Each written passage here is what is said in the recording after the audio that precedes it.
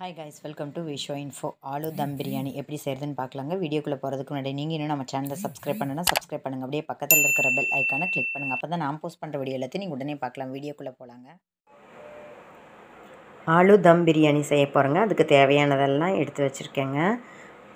ஆலுனா உருளைக்கிழங்குங்க. உருளைக்கிழங்கு வந்து பெருசாக தான் உங்களுக்கு கிடச்சதுன்னா ஓகே. பேபி பொட்டேட்டோஸ் கிடச்சதுன்னா ரொம்ப நல்லதுங்க. இப்போ நான் பேபி பொட்டேட்டோஸ் தான் 80% வேக வச்சு தோல் உரித்து வச்சுருக்கேங்க. அப்புறம் ஃப்ரைட் ஆனியன் எடுத்து வச்சுருக்கேங்க.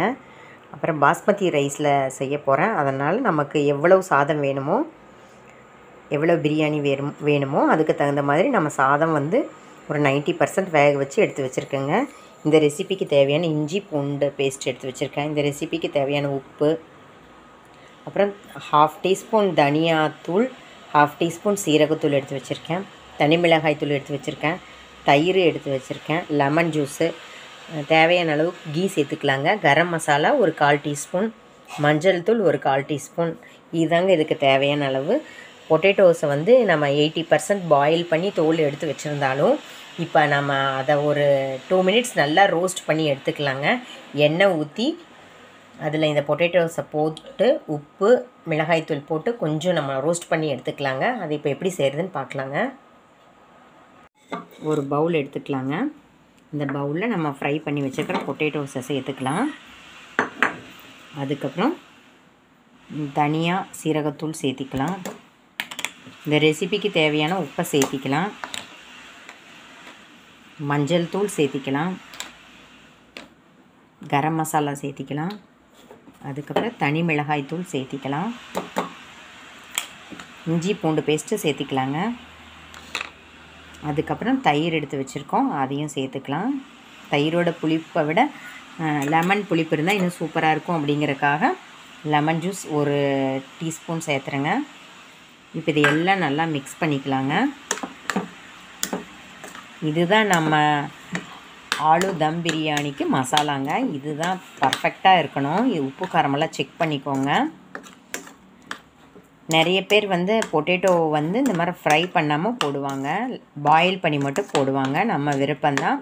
அது ஒரு ஸ்டைல், இது ஒரு ஸ்டைல். எப்படி வேணால் நீங்கள் ட்ரை பண்ணலாங்க. ஆனால் பாயில் பண்ண பொட்டேட்டோஸை நமக்கு கொஞ்சம் ரோஸ்ட் பண்ணி சேர்த்தோம்னா இன்னும் செம்ம டேஸ்ட்டாக இருக்குங்க.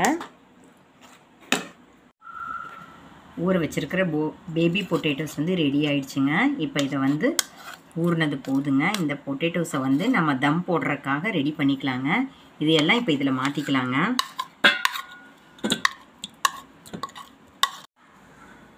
பாருங்கள், பேபி பொட்டேட்டோஸ் எல்லாம் இப்போ ஒரு லேயரை நம்ம ரெடி பண்ணியாச்சுங்க. இதுக்கு மேலே நம்ம பாயில் பண்ணி வச்சுருக்கிற ரைஸை அப்படியே அடுத்த லேயரை போட்டுக்கலாங்க.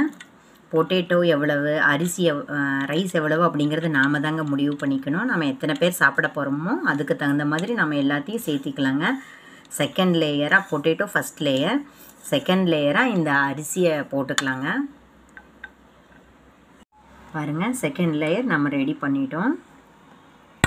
தேர்ட் லேயராக வந்து நம்ம ஃப்ரைடு ஆனியனை சேர்த்திக்கலாங்க. இதுதாங்க மெயின். இந்த அளவுக்கு ஃப்ரை ஆகிருக்கணும். பார்த்தீங்களா, சவுண்டு கேட்குது பார்த்தீங்களா? இந்த அளவுக்கு ரோஸ்ட்டாக இருந்தால் தான் நம்மளோட ரெசிபி செம்மையாக இருக்குங்க. இப்போ இதை அடுத்த லேயராக போட்டுக்கலாங்க.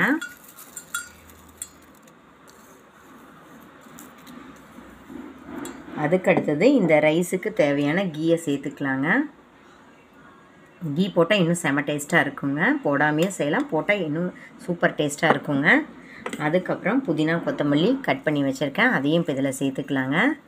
அவ்வளோதாங்க. இது தம் போட்டு எடுத்தால் நம்மளோட தம் ஆலு பிரியாணி சூப்பராக ரெடி ஆகிடுங்க. இப்போ இது தம் போட்டதுக்கப்புறம் பார்க்கலாங்க.